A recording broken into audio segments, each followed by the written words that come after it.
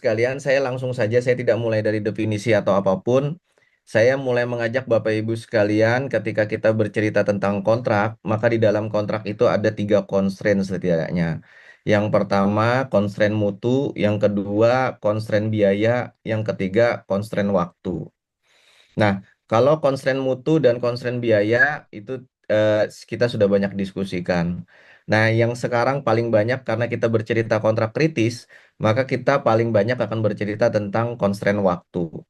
Ketika kita berbicara penekanan tentang waktu di dalam pelaksanaan kontrak atau di dalam kontrak, maka banyak sekali istilah-istilah di dalam kontrak, klausa-klausa di dalam kontrak yang mengikat secara perdata eh, menjelaskan tentang constraint waktu ini.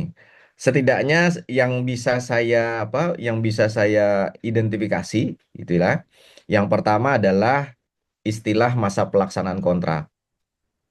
Yang kedua istilah masa kontrak dan yang ketiga istilah masa pelaksanaan pekerjaan. Setidaknya 3 hal ini yang perlu kita diskusikan bersama. Karena apa?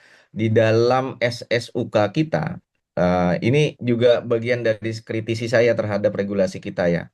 Regulasi kita atau diskusi kita ini sekarang ini jauh lebih banyak kepada bagaimana cara memilih penyedia. Sehingga kita banyak bertengkar terkait dengan apakah e-purchasing itu efektif atau tidak, apakah pengadaan langsung itu seperti ini, dan seterusnya, apakah kemudian tender itu adalah pilihan terbaik atau terburuk, dan seterusnya, gitu ya. Jadi, pengadaan barang jasa di tempat kita di Indonesia itu saat ini diskusinya jauh lebih banyak pada diskusi-diskusi tentang bagaimana seputar pemilihan penyedia. Terus terang, kalau kita bandingkan dengan perkembangan ilmu procurement atau ilmu supply chain management secara general atau secara internasional gitu ya.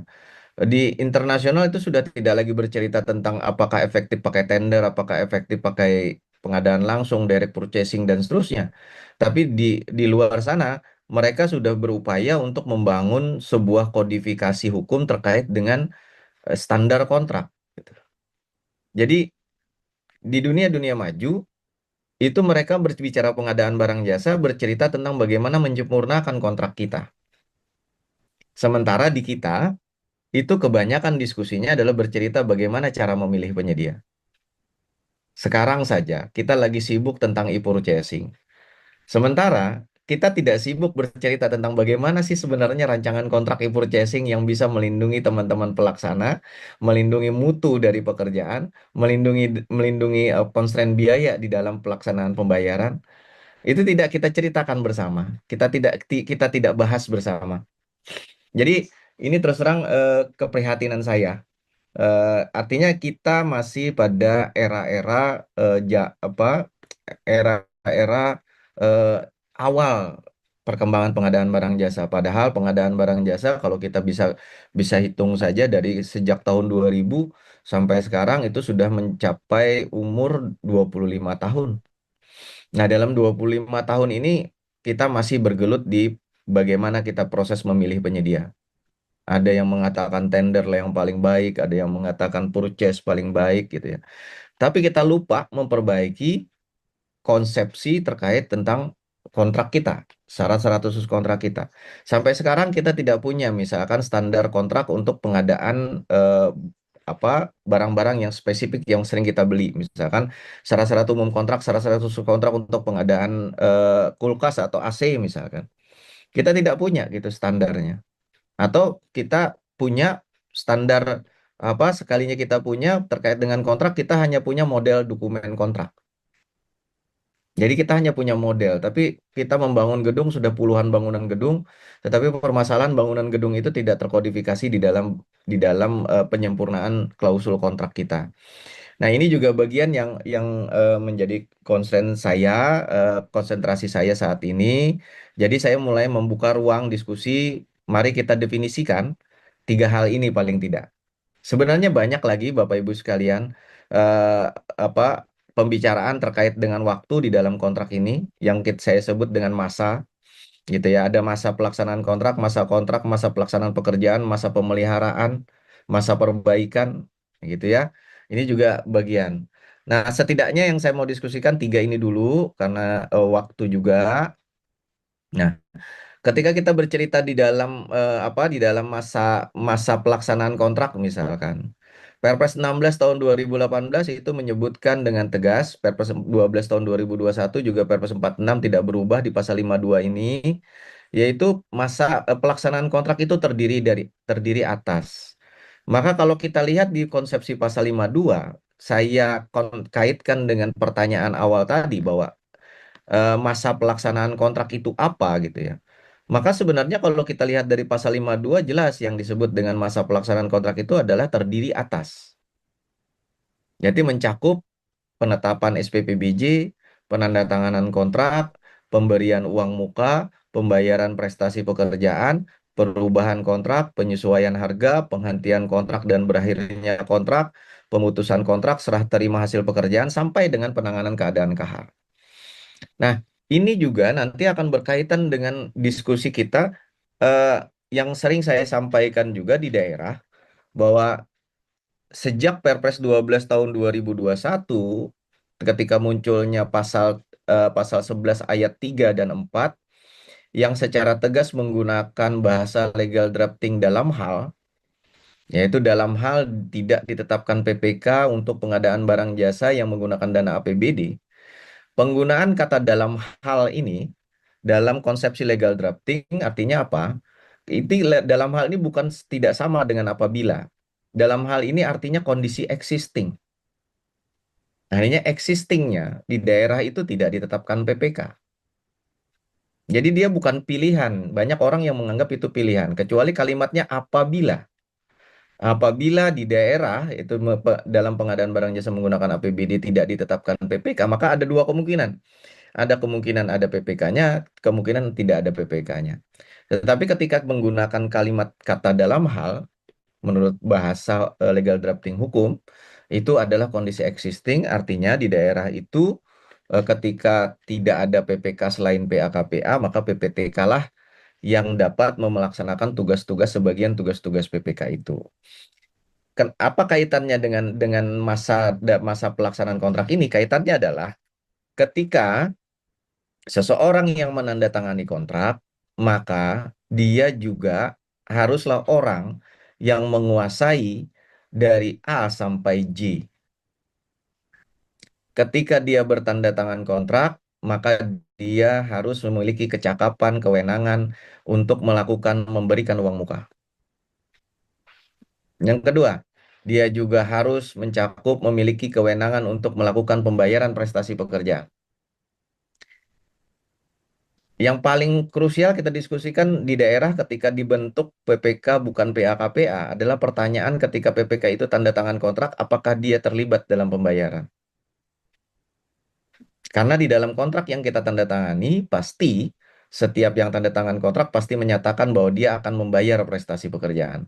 Prestasi pekerjaan ini tidak hanya digambarkan sebagai BAST ya, Bapak Ibu sekalian. Ini juga diskusi tentang BAST ini juga baru muncul ketika e-purchasing memunculkan bahwa kalau misalkan termin menggunakan BAP, berita acara penyerahan atau berita acara pemeriksaan, tetapi kalau misalkan final final gitu pembayaran akhir baru menggunakan BAST, itu kan menjadi ramai itu. Ya, padahal itu diskusi yang sudah lama. Jadi kalau termin itu dibayarnya bukan pakai BAST tapi dibayarnya pakai BAP, berita acara penyerahan atau berita acara pemeriksaan gitu ya. Nah, pembayaran prestasi pekerjaan itu juga bisa berkaitan dengan termin. Nah, ketika pembayaran termin, pejabat penandatangan kontrak yang bukan PA-KPA di daerah, maka akan ditanyakan apakah dia akan terlibat dalam proses pembayaran itu. Artinya apakah dia mampu untuk membayar atau tidak.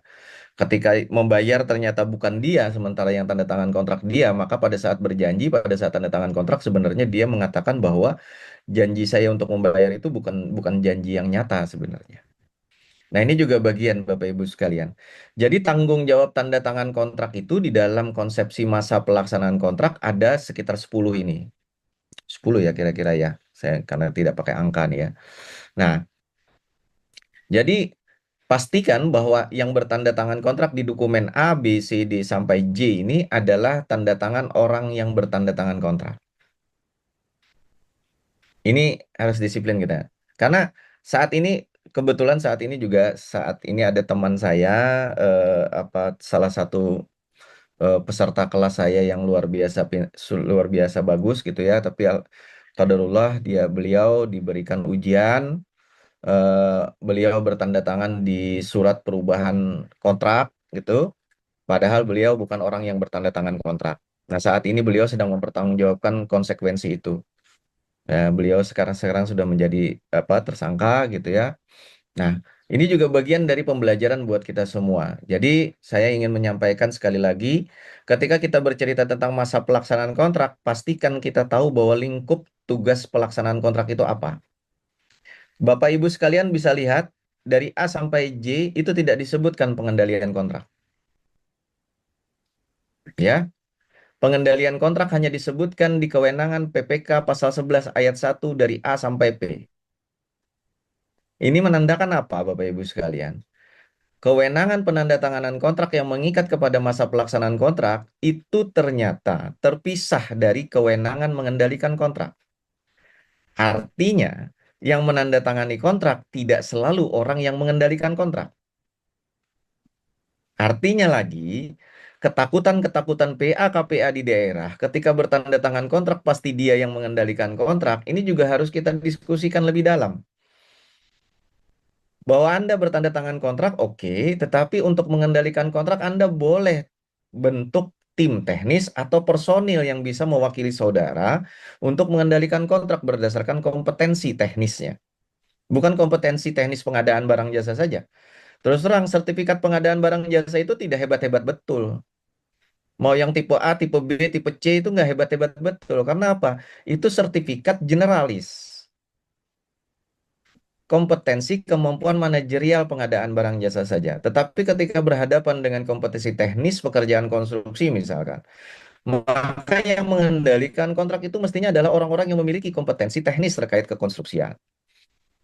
Nah, ini juga bagian diskusi yang harus kita buka bersama Bapak Ibu sekalian. Jadi, tolong sampaikan kepada PA-KPA yang enggan menjadi PPK itu, bahwa ketika Anda menjadi PPK itu hanya menjadi penandatangan kontrak saja. Boleh saja Anda membentuk tim teknis atau personil yang mewakili Anda untuk mengendalikan kontrak di lapangan. Nah, tim teknis ini tidak terikat kepada sertifikasi tipe 1, tipe 2, tipe C, tipe A, tipe B, dan segala macam, tapi mengikat kepada kompetensi teknis pekerjaannya. Konsepsinya sederhana, jadi tetap gunakan asas apabila sebuah pekerjaan dikerjakan oleh bukan ahlinya, maka tunggulah kehancurannya. Artinya, ketika Anda ingin menyerahkan pengendalian kontrak kepada orang lain, pastikan orang lain yang Anda berikan perintah untuk mengendalikan atas nama Anda itu adalah orang yang benar-benar memiliki kompetensi teknis terkait pekerjaan, bukan hanya kompetensi generalis. Kalau memang tidak ada di internal kita yang memiliki kompetensi teknis pekerjaan, kita bisa bentuk hire tim teknis dari luar. Bisa itu dari perguruan tinggi, swakelola tipe 2, bisa dari perguruan tinggi swasta, swakelola tipe 3, bisa juga dari internal sendiri, swakelola tipe 1, bisa juga dari instansi pemerintah lain, swakelola tipe 2 gitu ya. Nah, ini bagian yang perlu juga kita diskusikan bersama. Jadi kewenangan pelaksanaan kontrak ternyata berbeda dengan kewenangan pengendalian kontrak. Meskipun demikian, yang bertanda tangan kontrak memang memiliki kewenangan untuk mengendalikan kontrak. Jadi kewenangan ke-PPK-an itu terpisah dengan kewenangan penandatanganan kontrak. Walaupun setiap kewenangan pembuatan komitmen itu boleh bertanda tangan kontrak. Nah, ini bagian diskusi kita. Jadi, mari kita sadari sama-sama yang disebut dengan kewenangan pelaksanaan kontrak itu adalah terdiri dari A sampai J ini saja, lingkupnya. Maka ketika ditanyakan masa pelaksanaan kontrak itu mulai dari mana? Maka kita bisa bilang, masa pelaksanaan kontrak itu mulainya dari SPPBJ. Berakhirnya kapan? Berakhirnya ketika berakhirnya kontrak. Berakhirnya kontrak itu bisa karena pemutusan, bisa karena sudah serah terima hasil pekerjaan, bisa juga dihentikan karena keadaan kahar. Gitu. Inilah yang disebut dengan masa pelaksanaan kontrak.